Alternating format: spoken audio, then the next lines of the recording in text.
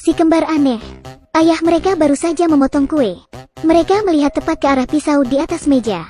Saat ayah mereka sedang makan potongan kue, mereka memutar meja, membuat pisau di atas meja melayang ke arah ayah mereka. Pisau itu jatuh dan hampir melukai kaki ayah mereka. Keesokan harinya, sang ayah menemukan seekor cicak mati di salah satu sepatunya. Saat dia memakai sepatu, anak-anak kembar itu tiba-tiba mengendarai mobil mainan mereka tepat ke arahnya, membuat jarinya terjepit di pintu, membuat anak-anak kembar itu bertepuk tangan. Suatu hari, sang ayah sedang membersihkan telinganya di sofa. Ketika kedua anak itu muncul entah dari mana, sang ayah tidak sadar akan kehadiran mereka. Lalu mereka mendorongnya dan membuat pembersih telinga itu tertancap lebih dalam. Rasa sakit membuat sang ayah berteriak. Si kembar dengan tenang memperhatikan semuanya. Karena hal itu, sang ayah tidak bisa mendengar lagi dari telinga kirinya. Tapi itu belum seberapa. Saat si ayah sedang tidur, anak-anak mengeluarkan senjatanya. Dia terbangun, mengetahui bahwa anak-anaknya memegang pistol, dan mengarahkan pistol itu padanya. Melihat ini, orang mungkin akan berpikir, anak-anak ini sangat nakal. Tapi biarkan saya memberitahu Anda sesuatu. Anak-anak ini sebenarnya tidak nakal. Mereka sangat aneh. Mereka lahir dengan tanda lahir berupa lingkaran di dahi mereka. Ketika mereka dibawa pulang, anjing tetangga berlarian seperti ketakutan, menggonggong terus-menerus. Burung kakatua mulai mengepakkan sayapnya saat melihat bayi kembar itu. Setelah waktu saat, burung itu tiba-tiba mati. Suatu ketika rekan kerja sang ayah datang dan memberinya sebuah akuarium.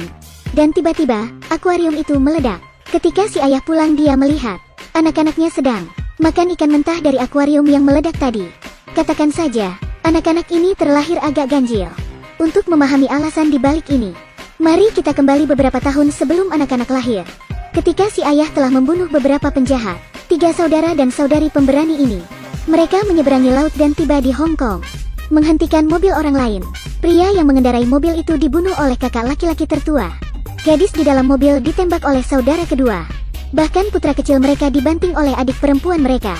Kemudian mereka merampok bank, membunuh polisi. Tapi mereka tidak bisa melawan banyak polisi. Mereka melakukan penyanderaan dan menggunakan para sandera agar bisa lolos dari kepungan, yang merupakan rencana mereka untuk pergi. Namun, ada seorang polisi. Dia menyelinap masuk dari samping, menembak si gadis, adik bungsu dari 3 bersaudara itu, membuat menembus jendela dan jatuh ke tanah dari lantai atas. Saudara kedua mereka ikut terbunuh juga. Tapi si polisi didorong juga oleh saudara kedua dan jatuh bersama dari lantai atas. Untungnya, ada tali yang melilit di tubuhnya dan tali itu menyelamatkan nyawanya.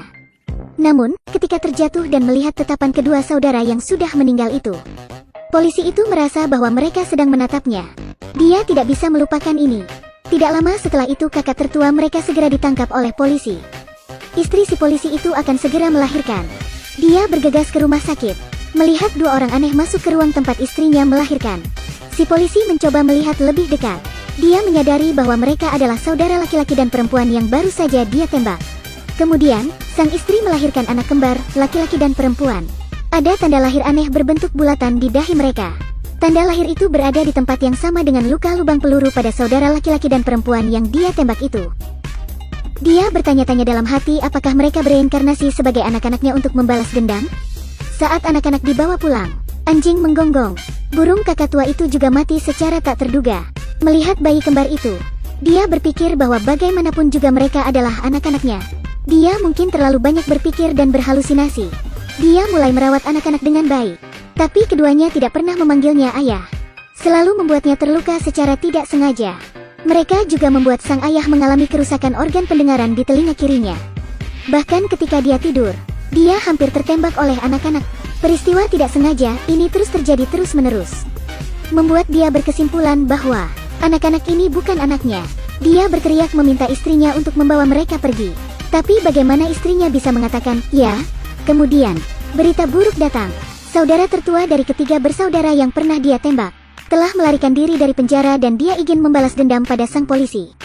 Meskipun polisi sedang mencarinya, tapi kakak masih lolos. Kemudian si saudara tertua itu membunuh rekan kerja terbaik si polisi.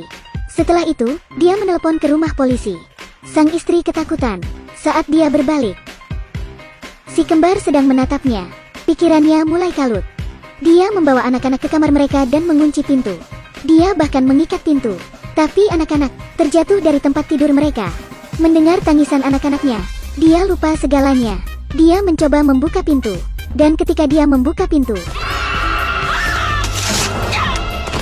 dia jatuh dari tangga. Saat si polisi pulang ke rumahnya, istrinya tidak sadarkan diri akibat ulah anak-anaknya. Setelah membawa istrinya ke rumah sakit, polisi itu kembali ke rumah, membawa tabung gas dan anak-anak ke dalam kamar mereka. Anak-anak menangis memohon padanya untuk tidak melakukan itu. Tapi dia telah membuat keputusan. Lalu dia memasang perangkap di sekitar rumah. Dia dengan merencanakan semuanya dengan seksama. Sekarang hanya tinggal menunggu kedatangan si saudara tertua datang. Maka dia akan meledakkan rumahnya dan mengirim mereka semua ke neraka. Tapi ketika dia sampai di rumah sakit, kata-kata ayah mertuanya membuatnya berpikir ulang. Apapun yang terjadi, mereka adalah anak-anaknya. Jadi dia memutuskan untuk kembali ke rumah dan menghadapi musuhnya si saudara tertua. Pada saat bersamaan, si saudara tertua itu datang ke rumah polisi. Dia langsung terkena jebakan yang dipasang si polisi. Dia kemudian menjadi lebih hati-hati. Setelah mencari beberapa saat, dia menemukan kamar anak-anak. Tapi saat pintu terbuka, gas mulai menyembur keluar. Dia ingin membunuh anak-anak, tapi mereka memanggilnya kakak tertua, dan itu membuatnya berhenti. Si polisi akhirnya tiba di rumahnya. Mereka mulai berkelahi. Polisi itu bukan tandingan si saudara tertua. Namun jebakan yang dipasang si polisi membuat saudara tertua itu kesulitan. Polisi mengira saudara tertua itu sudah mati. Tapi dia tiba-tiba menyerang balik. Untungnya, jimat di depan dada polisi itu menyelamatkan nyawanya. Kemudian dia menggunakan patung guanyin untuk memukul kepala si saudara tua. Si saudara tua akhirnya kalah. Si polisi bergegas mematikan gas. Ternyata si saudara tertua masih hidup. Dia mulai menyerang si polisi lagi. Si polisi terjatuh-jatuh. Tetapi sebelum melompat keluar, si polisi berhasil mengaktifkan jebakan lain, membuat rumahnya meledak dan terbakar bersama si saudara tua yang masih berada di dalam.